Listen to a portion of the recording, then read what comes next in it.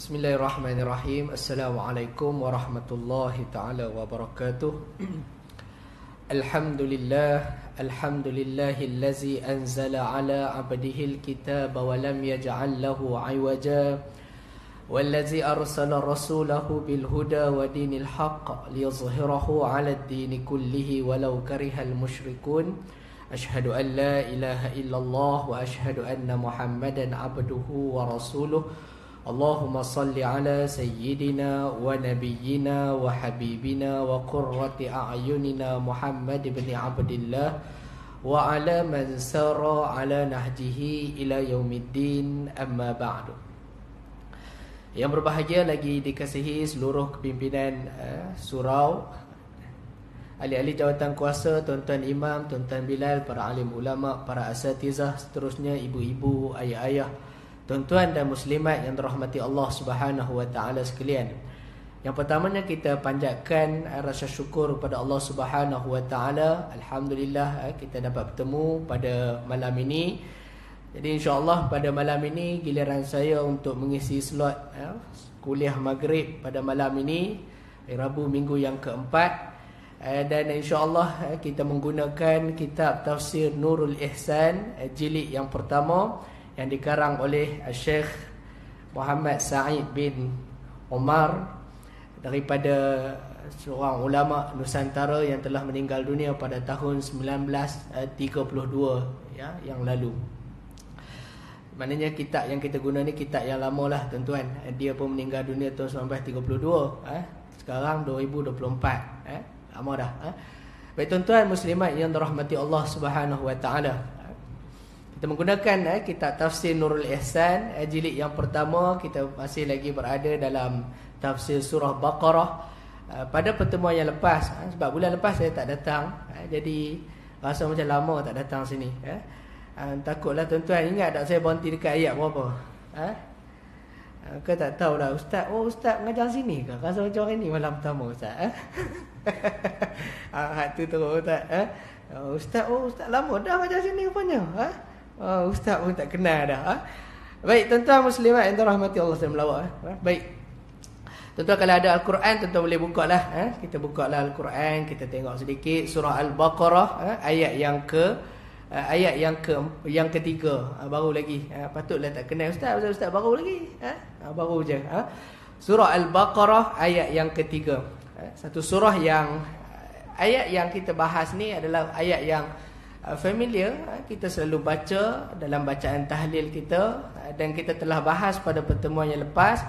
Allah Subhanahu wa taala mulakan surah Al-Baqarah ini dengan huruf tahajji, iaitu alif lam mim, iaitu huruf yang kita sebahagian para ulama mengatakan maknanya diserahkan kepada Allah Subhanahu wa taala, dan sebahagian daripada para ulama mengatakan huruf-huruf ini mempunyai makna dia, kerana sekiranya kita melepaskan ataupun kita menyerahkan kepada Allah dan kita mengatakan ianya tidak ada makna, bukan maksudnya tidak ada makna, maksudnya kita tidak mengetahuinya. Sebahagian para ulama mengatakan itu, sekiranya kita kata kita tidak mengetahui makna alif lam mim yasin taha kaf ha ya ain sad, itu seolah-olah Al-Quran itu dia jadi macam Al-Quran sebagai hidayah, Al-Quran sebagai petunjuk. Sekiranya kita tak tahu ayat itu tak ada makna, maka dia tak boleh jadi petunjuk kepada kita. Itu sebahagian para ulama mengatakan itu. Maka demikian mereka mengatakan huruf-huruf tahajji ataupun huruf-huruf muqatta'ah ini, surah-surah yang dimulai dengan alif lam mim yasin kaf ha ya ain sad dan sebagainya, mereka mengatakan dia ada makna, iaitulah makna dia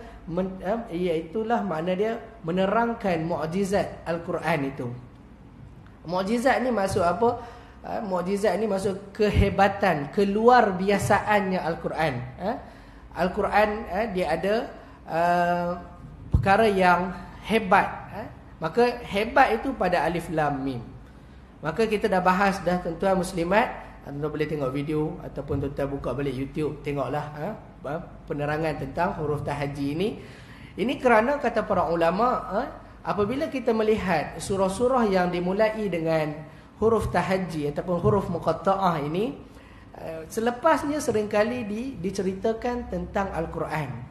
Kita tengoklah mana-mana ayat-ayat surah Yasin, wal Quranil Hakim, Alif Lam Mim zalikal kitabul la raiba fi. Jadi maka itu menunjukkan bahawa keistimewaan Al-Quran. Di antaranya mereka kata kerana para orang Arab ketika itu mereka berbangga dengan kesastraan mereka, dengan syair-syair yang mereka deklamasikan menggunakan huruf ini, maka Allah mencabar mereka. Sekiranya kamu hebat, kamu cubalah buat seperti mana Al-Quran, yang mana Al-Quran ini terdiri daripada huruf-huruf yang kamu tuturkan dalam syair-syair kamu. Itu ibarat yang dimasukkan dengan mukjizat. Jadi tuan-tuan muslimat yang dirahmati Allah, kemudian Allah menceritakan tentang orang yang bertakwa, lil muttaqin, sebagai petunjuk kepada orang-orang yang bertakwa. Lalu pada ayat yang ketiga, Allah Subhanahu wa taala nyatakan di antara ciri-ciri orang-orang yang bertakwa. Yang pertamanya iaitulah mereka beriman dengan perkara gaib, kita dah bahaskan. Kemudian mereka mendirikan solat, dan wa mimma razaqnahum yunfiqun, dan mereka memberi infak, memberi sumbangan terhadap sebahagian daripada rezeki yang kami kurniakan kepada mereka. Jadi insya-Allah pada pertemuan hari ini kita akan sambung ayat yang keempat. Qala al-musannifu rahimahullahu ta'ala wa nafa'ana bi'ulumihi wa 'ulumina fid dharain amin. Qala Allah ta'ala wallazina yu'minuna bima unzila ilaika wama unzila min qablika wabil akhirati hum yuqinun. Yang bermaksud, dan orang-orang yang beriman dengan apa yang diturunkan kepada engkau wahai Muhammad, wama, dan apa yang diturunkan min qablika daripada sebelum kamu wahai Muhammad, wabil akhirati hum yuqinun, dan dengan hari akhirat hum, mereka itu yuqinun, mereka yakin, mereka mengetahui dan mereka membenarkan. Tuan-tuan muslimat yang dirahmati Allah, pada ayat yang keempat ini Allah menyambung ciri-ciri orang-orang yang bertakwa, iaitulah wallazina yu'minuna. Wa itu maksud dia dan, wallazina, dan allazina maksud dia orang-orang yang, wallazina, dan orang-orang yang mana? Jadi dia ataf, dalam bahasa Arab disebut ataf, dia ikut, dia sambung. Tadi orang-orang yang bertakwa, ciri-ciri pertama beriman dengan ghaib, mendirikan solat, memberi infak daripada sebahagian rezeki. Kemudian pada ayat yang keempat, wallazina yu'minuna bima. Dan ciri-ciri seterusnya orang yang beriman, orang yang bertakwa itu Allah Subhanahu wa taala sebut wallazina yu'minuna. Disebut sini wallazina yu'minuna, dan segala mereka yang beriman, wallazina yu'minuna bima unzila ilaika, dengan barang yang diturunkan kepada engkau daripada Al-Quran. Ini terjemahan dia punya kitab ni klasik lah tuan-tuan, pasal dia punya musannif, pengarang dia pun meninggal tahun 1932, merdeka pun tak lagi. Jadi bahasa dia agak sedikit klasik. Jadi wallazina yu'minuna, dan orang-orang yang yu'minuna, mereka beriman. Di dalam bahasa Arab, tuan-tuan muslimat, yu'minuna maksud dia adalah verb. Dia adalah perbuatan. Yu'minuna dia disebut sebagai fi'il mudhari'. Fi'il mudhari' maksud dia present tense. Kalau bahasa Inggerisnya perbuatan yang sedang berlaku. Dan di dalam bahasa Arab apabila menggunakan fi'lul mudhari' ataupun kita present tense, dia membawa maksud yufidut tajaddud wal istimrar. Dia membawa maksud perbuatan itu diulang kali dan berterusan. Dia akan membawa makna tersebut. Kerana di sini Allah Subhanahu wa taala sebut wallazina yu'minuna, dan orang-orang yang yu'minuna, mereka beriman. Allah menggunakan perkataan yu'minuna sedangkan Al-Quran telah diturunkan lama. Tetapi Allah menggunakan perkataan yu'minuna menunjukkan bahawa mereka ini sentiasa beriman sehinggalah mereka meninggal dunia, sehinggalah mereka mati. Yu'minuna maksud, betul saya kata fi'il mudhari' itu dia membawa maksud berterusan. Dia ada membawa maksud berterusan amalan mereka. Sebab itu kita tengok ciri-ciri yang disebutkan di sini semua menggunakan fi'il mudhari'. Yu'minuna, yuqimuna. yunfiquna, itu semua dipanggil fi'il mudhari'. Maksudnya dia ada fi'il mudhari' ni maksudnya perbuatan yang sedang dan akan berlaku. Maksudnya perbuatan itu yufidul istimrar, dia membawa maksud berterusan benda itu. Makanya ciri-ciri orang yang bertakwa itu, mereka bukan sekali saja, bukan sekali hari ini saja dia beriman dengan Allah, beriman dengan ghaib, mendirikan solat, bukan sekali dua, tetapi berterusan mereka melakukan. Datang daripada mana makna berterusan itu? Datang daripada perkataan fi'lul mudhari' itu. So mereka berterusan melakukan perkara tersebut. Kerana kalau kita kata sekali buat, dia belum benar-benar bertakwa. Ramai orang solat, ramai orang yang kita tanya dia betul-betul dia beriman dengan ghaib. Ada tak orang memberi infak? Ada. Tapi bila? Lah Ustaz, 2 bulan lepas. Tapi tidak, mereka ni yunfiqun. Bila ada saja bantuan, mereka hulurkan. Orang minta bantuan, mereka hulurkan. Yunfiqun, sentiasa melakukan perkara tersebut. Maka begitu juga dengan ayat ni. Wallazina yu'minuna, dan orang-orang yang beriman. Beriman dengan apa? Bima unzila ilaika, dengan apa yang diturunkan kepada engkau. Dengan barang yang diturunkan kepada engkau. Bima, dengan apa yang unzila, diturunkan ilaika, kepada engkau. Yakni dia sebut ini Al-Quran. Jadi dia tak cukup dengan kita beriman dengan benda ghaib, tak cukup beriman mendirikan solat, tak cukup dengan memberikan infak, tetapi perlu ada ciri yang seterusnya. Wallazina yu'minuna bima unzila ilaika, iaitulah beriman dengan apa yang diturunkan kepada engkau daripada Al-Quran. Wa ma unzila min qablika, dan apa yang dan barang yang diturun daripada dahulu engkau daripada Taurat dan Injil dan lainnya. Jadi kata pengarang ini, wa ma unzila min qablik, dan apa yang diturunkan, iaitulah apa-apa kitab yang diturunkan sebelum kamu wahai Muhammad, iaitulah daripada Taurat dan Injil dan lainnya.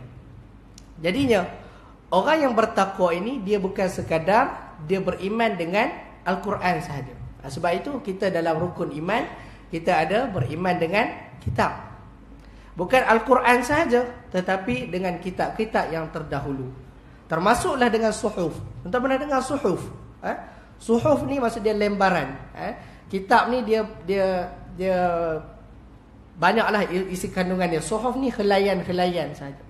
Ada para nabi dan para rasul yang menerima suhuf. Dia tidak dapat kitab. Kitab ada 4. Yang pertama, kitab Zabur. Kemudian kitab Taurat. Kemudian kitab Injil. Dan yang keempat, kitab Al-Quran. Ini kita wajib beriman.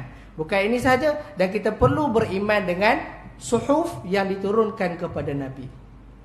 Maka apa maksud kita beriman dengan Al-Quran dan kitab-kitab terdahulu? Jadi kata para ulama, yang dimaksudkan dengan kita beriman dengan Al-Quran, iaitulah kita melaksanakan apa yang Al-Quran nyatakan. Apa yang Al-Quran sebut, kita laksanakan. Dan apakah yang dimaksudkan dengan kita beriman dengan kitab-kitab yang terdahulu? Iaitulah kita mengimani bahawa kewujudan kitab-kitab ini diturunkan kepada nabi-nabi sebelum itu. Maka dia ada bezalah di antara kita beriman dengan kitab Al-Quran, iaitulah kita beriman dengan kitab itu diturunkan kepada Nabi SAW, dan kita beramal dengan isi kandungan dia. Adapun kitab-kitab yang terdahulu, kita hanya dituntut untuk beriman, kita percaya bahawa ada kitab-kitab yang diturunkan kepada Nabi terdahulu. Andai katalah hari ini kita jumpa Taurat, contohnya, kita tidak diwajibkan untuk melaksanakan apa yang ada dalam kitab Taurat itu. Kita jumpa kitab Injil, kita tak diwajibkan beriman, mengamalkan apa yang ada di dalam kitab Injil itu, kerana ia telah pun dihapuskan hukum hakam dia apabila diturunkan Al-Quran. Begitu juga dengan suhuf. Jadi Ustaz, suhuf ni kita nak ingat macam mana? Ya, kita beriman bahawa ada lembaran-lembaran yang diberikan kepada para nabi. Di antaranya Nabi Ibrahim. Nabi Ibrahim dia dapat suhuf. Kata sebahagian para ulama, suhuf ni dia ada 100 helaian. 60 helaian itu diberikan kepada Nabi Syed. Nabi Syed anak Nabi Adam. Lagi 60. Kemudian 30 layan diberikan kepada Nabi Ibrahim. So, Nabi Ibrahim Nabi yang hebat. Nabi yang hebat. Tapi dia tak ada kitab. Dia tak ada satu kitab panduan. Dia hanya diberikan lembaran sebanyak 30 lembaran. Dan 10 lembaran diberikan kepada Nabi Musa alaihi salam sebelum Nabi Musa dapat kitab Taurat. Jadi Nabi Ibrahim dia dapat suhuf, Nabi Musa pun dapat suhuf. Bukti dia apa? Dalam surah yang kita baca,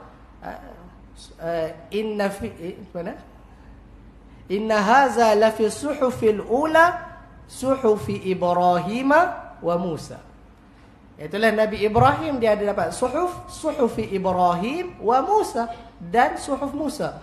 Sebahagian para ulama mengatakan Nabi Musa sebelum baginda mendapat kitab Taurat itu, dia dapat dulu kitab beberapa helaian suhuf. Maka dituntut kepada kita, iaitulah kita beriman bahawasanya ada kitab-kitab yang telah diberikan kepada Nabi terdahulu dan juga ada suhuf, lembaran-lembaran yang diberikan kepada Nabi-Nabi yang terdahulu. Maka itu tuntutan kepada kita. Baik tuan-tuan muslimat yang dirahmati Allah. Jadi perbezaan dia di antara kita beriman dengan Al-Quran, itulah Al-Quran itu kita kena praktik apa yang ada. Apabila Quran dia turun, Al-Quran itu wa nazzalna, Allah Subhanahu wa taala sebut wa nazzalna 'alaikal kitaba tibyanan likulli syai, dan kami turunkan ke atas kamu wahai Muhammad al-kitab, iaitu Al-Quran ini, tibyanan, menjelaskan likulli syai, menjelaskan kesemuanya. Semuanya ada di dalam Quran. Maka apabila turunnya Al-Quran, ahli kitab yang mereka memahami kitab Taurat dan Injil sebelum itu, maka mereka perlu meletakkan di tepi. Maka mereka perlu ikut Nabi SAW dengan Al-Quran yang diturunkan kepada Nabi SAW. Sebab itu Al-Quran dia menjadi panduan sehingga hari kiamat kerana terpelihara. Sebab itu Allah Subhanahu wa taala sebut, Inna nahnu nazzalna dzikra wa inna lahu lahafizun. Kerana dia adalah kitab yang menjadi panduan kepada seluruh umat sehingga hari kiamat, maka Allah memberi jaminan Al-Quran itu tidak akan diselewengkan. Walaupun adalah, kalau dulu masa saya belajar tu, kita ada satu subjek penyelewengan tafsiran Al-Quran. Ada. Tetapi para ulama mereka dapat detect. Yang ada hari ini masih kekal seperti mana yang turunkan 1400 tahun yang lalu. Walaupun ada percubaan itu, tetapi dia masih lagi dipelihara sepanjang tahun, sepanjang masa yang telah berlalu dan juga sehinggalah hari kiamat. Jadi itu jaminan daripada Allah. Jadi tidak seperti kitab-kitab Taurat, kitab Injil, tidak ada jaminan. Bahkan Allah Subhanahu wa taala sebut di dalam Al-Quran, Inna anzalna at-Taurah fiha hudan wa nur yahkumu bihan nabiyyuna allazina aslamu lillazina hadu warabbaniyuna wal ahbar bimastuhfizu min kitabillah. Allah Subhanahu wa taala sebut, Inna anzalna at-Taurah, kami sesungguhnya kami telah menurunkan at-Taurah, kitab Taurat. Fiha hudan wa nur, di dalam dia ada hidayah wa nur dan juga cahaya. Yahkumu bihan nabiyyuna allazina aslamu, Nabi-Nabi yang menyerahkan diri kepada Allah berhukum dengan kitab Taurat tersebut. Lillazina hadu, berhukum kepada orang-orang yang Yahudi. Bimastuhfizu min kitabillah. Ini poin dia. Bimastuhfizu min kitabillah. Mereka menghukum dengan itu, bimastuhfizu min kitabillah, dengan apa yang Allah minta supaya mereka memelihara kitab tersebut. Jadi dalam kitab Taurat itu Allah tidak memberi jaminan Allah akan pelihara daripada penyelewengan.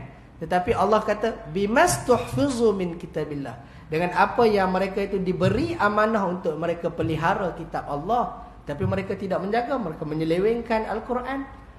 Maka sebab itu Allah Subhanahu wa taala sebut di antara ciri orang yang bertakwa, wallazina yu'minuna bima unzila ilaika, iaitulah orang-orang yang beriman dengan apa yang diturunkan kepada engkau, wa ma unzila min qablik, dan apa yang diturunkan sebelum kamu, wa bil akhirati hum yuqinun, dan dengan hari akhirat hum yuqinun, iaitulah mereka yuqinun. Yuqinun maksud dia yakin, yu'lamun yang dimaksudkan ni adalah mereka mengetahui dan mereka benar-benar yakin terhadap hari akhirat.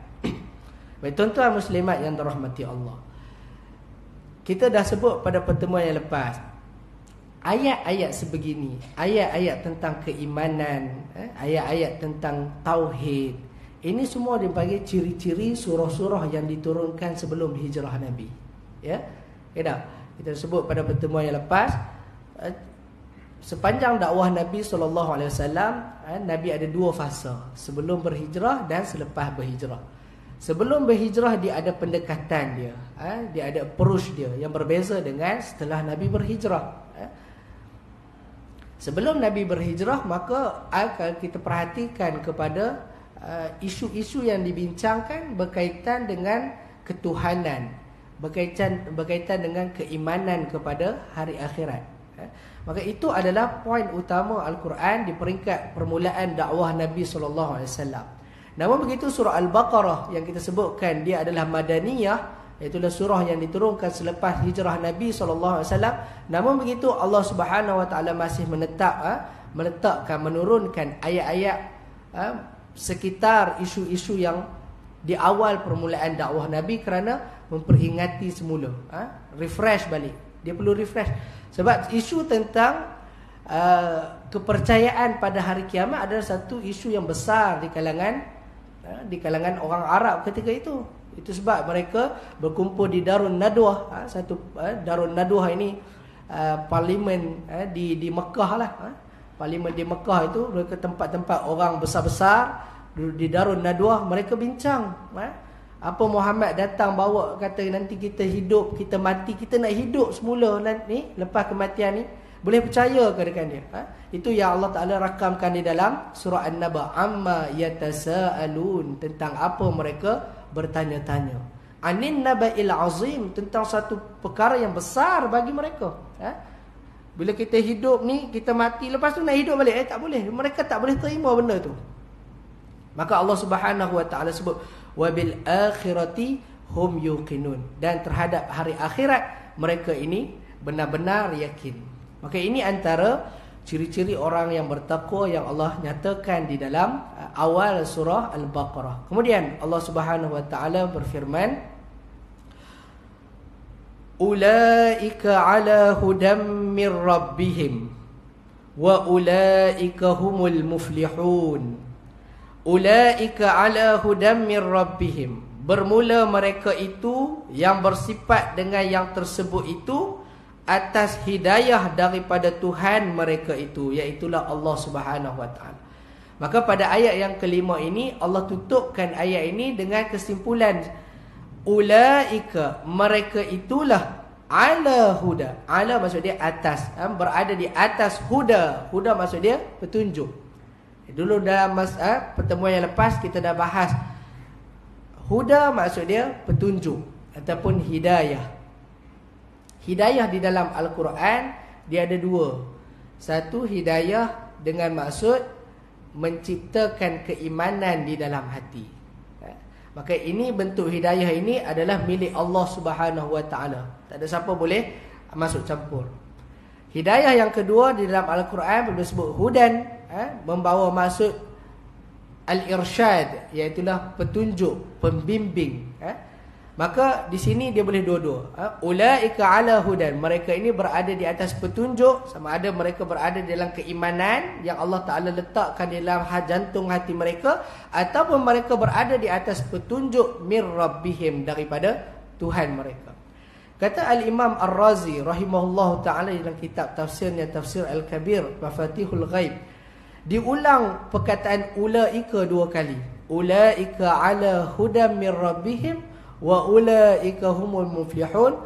Diulang dua kali kerana nak menyatakan dua sifat ini, petunjuk dan kejayaan ini betul-betul milik mereka. Jadi perkataan dalam bahasa Arab tuan-tuan, bila dia ulang, maksudnya dia membawa maksud satu penegasan. Sebab itu macam ayat saya kata tadi, inna nahnu nazzalna. Perkataan inna sesungguhnya, nahnu kami, Sesungguhnya kami, nahnu kami, nazzalna kami turunkan. 3 kali ulang kami. Itu membawa masuk penegasan. Benar-benar, benar-benar kami turunkan.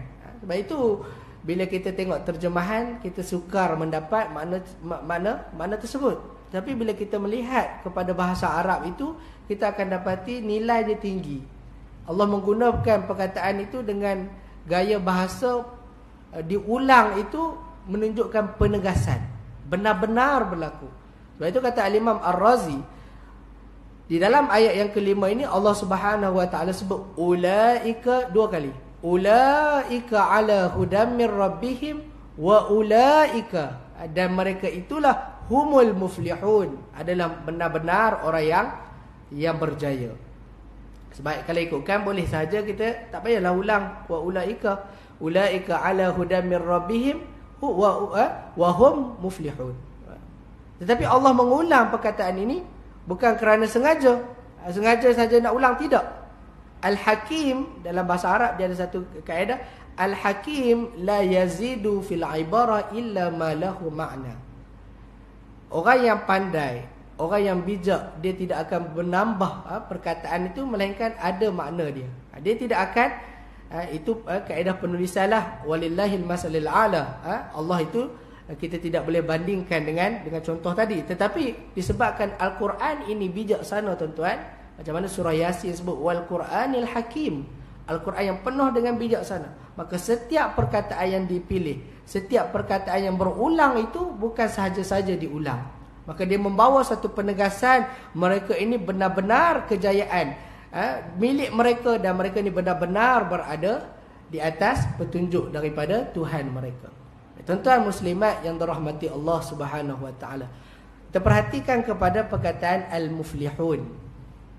Perkataan al-muflihun kita terjemah dengan kejayaan, iaitu orang yang berjaya. Maksudnya mereka ini yang mempunyai ciri-ciri yang telah disebutkan tadi, beriman dengan kiamat, beriman dengan kitab, beriman dengan perkara gaib, mendirikan solat, memberi infak. Mereka ini benar-benar orang-orang yang berjaya. Apa maksud berjaya, tuan-tuan? Apa maksud kalau kita faham jaya ni apa? Luluslah kan? Bila kita berjaya, seronok tak? Seronok. Dia kata para ulama, untuk mencapai kejayaan kita mesti menempuh sesuatu kesusahan baru dapat berjaya. Kita nak satu benda yang kita impikan, barulah kita dapat berjaya. Sudah pasti kalau kita lihat di sini pada ayat ini, Allah Subhanahu wa taala menyatakan orang-orang yang mempunyai ciri-ciri yang disebutkan tadi itu mereka berjaya. Sebab itu dia sebut dalam kitab ini, dia kata wa ulaika humul muflihun, dan bermula mereka itulah yang dapat kemenangan dengan syurga dan lepas daripada neraka. Maka kejayaan yang sebenar yang Allah yang Allah maksudkan adalah kejayaan di akhirat itu. Benar-benar kita berjaya itu apabila kita terselamat daripada api neraka dan kita dimasukkan ke dalam syurga. Itulah kejayaan yang sebenarnya. Sebab itu saya katakan tadi, kejayaan itu bila kita akan dapat setelah kita menempuh kesusahan, baru kita dapat kejayaan itu.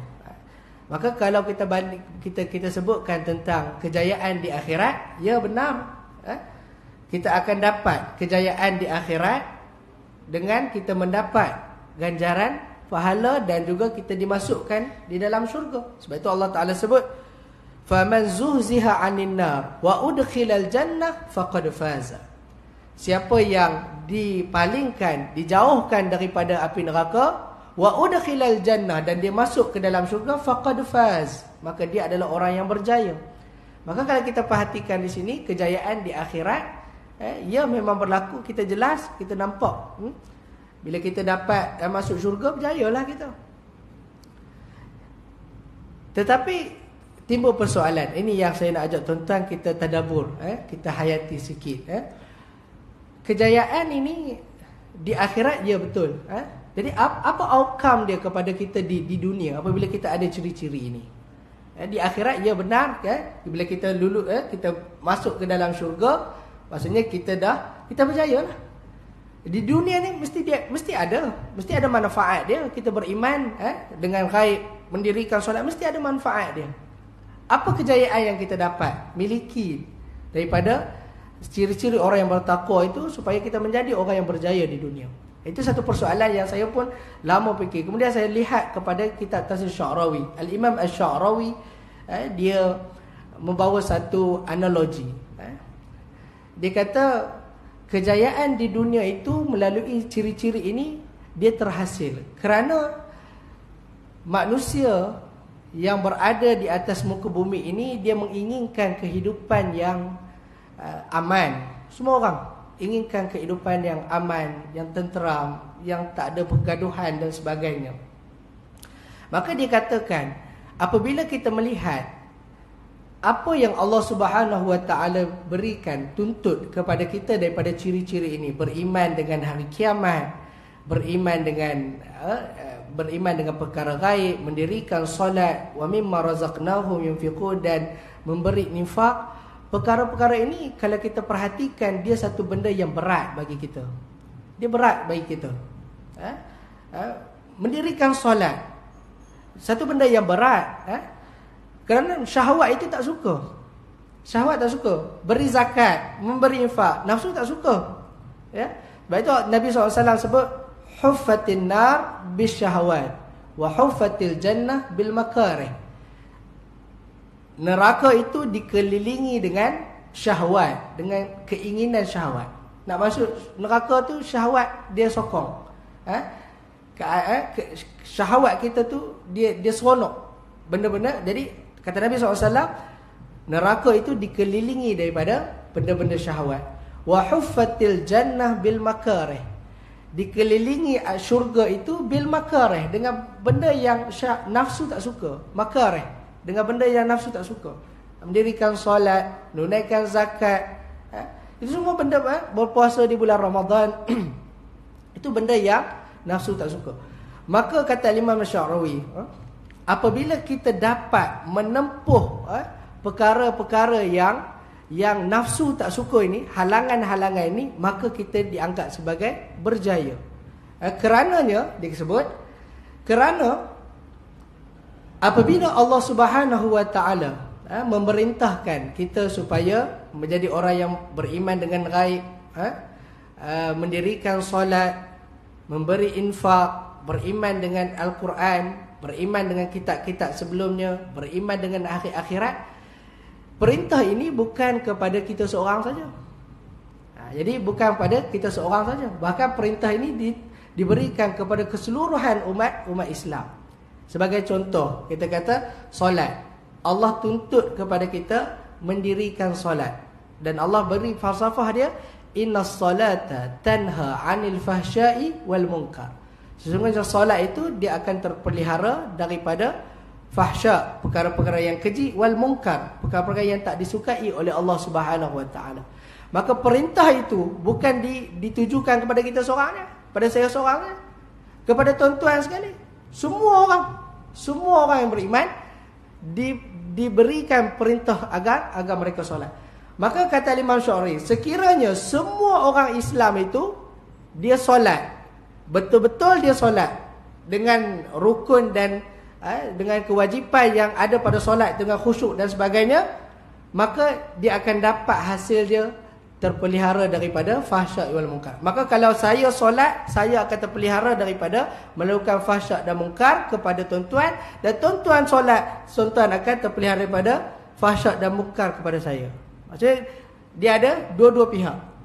Maka kalaulah semuanya mengikut apa yang Allah Subhanahu Wa Taala tentukan, maka hidup manusia akan jadi tenang. Maka hasilnya kitalah akan mendapat keuntungannya, kitalah akan mendapat kejayaannya. Kerana semua orang nak hidup dalam keadaan yang aman. Jadi semua orang nak hidup dalam keadaan aman. Tidak ada pembunuhan, bawa kereta tak mau orang mabuk langgar kita. Maka Allah turunkan perintah larangan minum arak. Dan semua orang beriman itu tak minum arak, dia tak mabuk, maka dia selamatkan kita, dan kita tak minum, kita pun selamatkan dia. Maka kehidupan kita akan menjadi kehidupan yang aman. maka itu memberikan keuntungan kepada kita, seolah memberi kejayaan kepada kita di dunia ini. Maka itulah outcome yang kita dapat daripada apa yang Allah Subhanahu Wa Taala sebut di dalam ciri-ciri orang-orang yang bertakwa ni. Tuan boleh faham tak tuan? Kita tak faham? Tuan-tuan muslimat yang dirahmati Allah Subhanahu Wa Taala.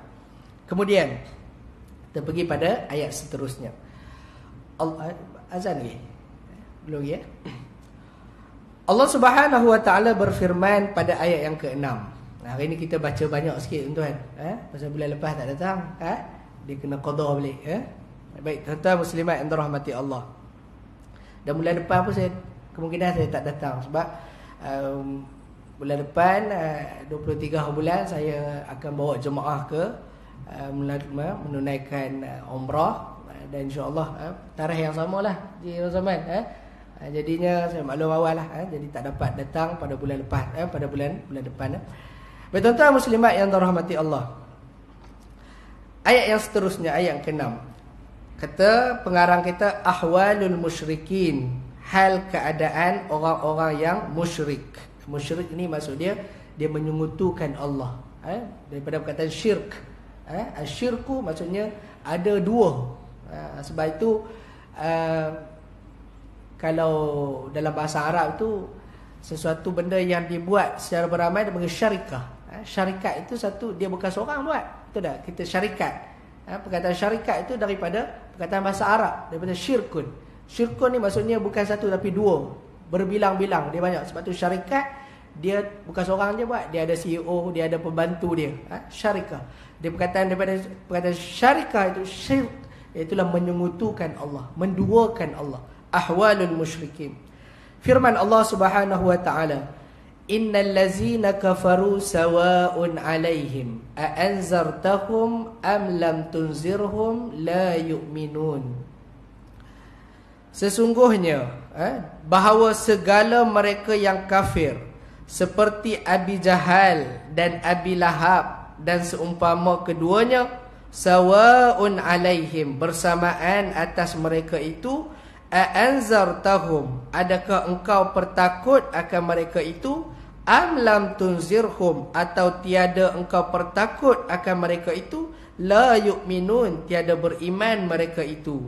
Kerana diketahui Allah daripada mereka itu, maka jangan engkau tamak ya Muhammad pada iman mereka itu. Punya banyak mereka itu tuan-tuan. Itu yang saya kata, kataan ni dia punya kitab ni, kitab klasik, dia terjemah macam bahasa Arab. Dia bunyi mereka itu tu banyak. Sebab alaihim, him, hum, apa semua tu maksud dia mereka itulah. Baik tuan-tuan muslimat. Innal ladzina kafaru, sesungguhnya orang-orang yang kafir. Kafir ni maksud dia dari segi bahasa maksud dia as-sitru, dia tutup. Dia menutup pintu hati dia. Bahawa segala mereka yang kafir disebut seperti Abi Jahal. Abi Jahal ni orang yang kafir yang memang Allah Ta'ala maktubkan dia tak beriman sampai bila-bila. Dan Abi Lahab, Abi Lahab ni pak belakang Nabi. Dia bapa saudara Nabi. Abu Jahal dia tak ada kaitan keluarga dengan Nabi pun. Jadi kena faham lah. Abu Jahal dia tak ada kaitan dengan Nabi, melainkan dia kabilah Quraisy sama dengan Nabi, itu saja. Adapun Abu Lahab dia pak belakang Nabi. Dia bapa saudara Nabi. Abu Jahal disebut sini, Abu Jahal ni maksud dia bapa kebodohan. Sebab Nabi SAW beri gelaran itu kepada beliau. Kerana dulunya sebelum boleh kita azan.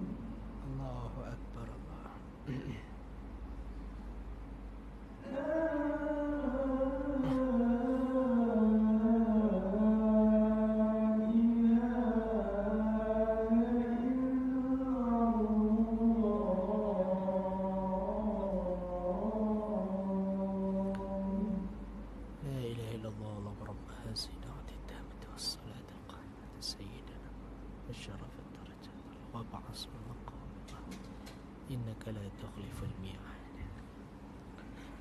Bismillah. Kita sambung sikit lagi ya tuan-tuan. Dia kata bahawa segala mereka yang kafir seperti Abu Jahal. Jadi Abu Jahal ni dia jahal tu maksudnya jahil lah, bodoh lah. Sebab Nabi SAW beri gelaran kepada dia bodoh. Sebab sebelum itu orang Arab panggil Abu Jahal ni, mereka panggil Abu Jahal ni Abul Hakam, Abu Al-Hakam. Abu Al-Hakam maksudnya bapa kepada bapa segala orang yang cerdik. Al-Hakam maksudnya cerdik. Kerana Abu Jahal ni dalam riwayatnya dia memang orang cerdik. Pandangan dia tu brilliant, memang diguna. Sebab itu diriwayatkan Abu Jahal ini waktu dia belasan tahun dia telah dimasukkan ke dalam Darun Nadwah yang saya sebut tadi tu.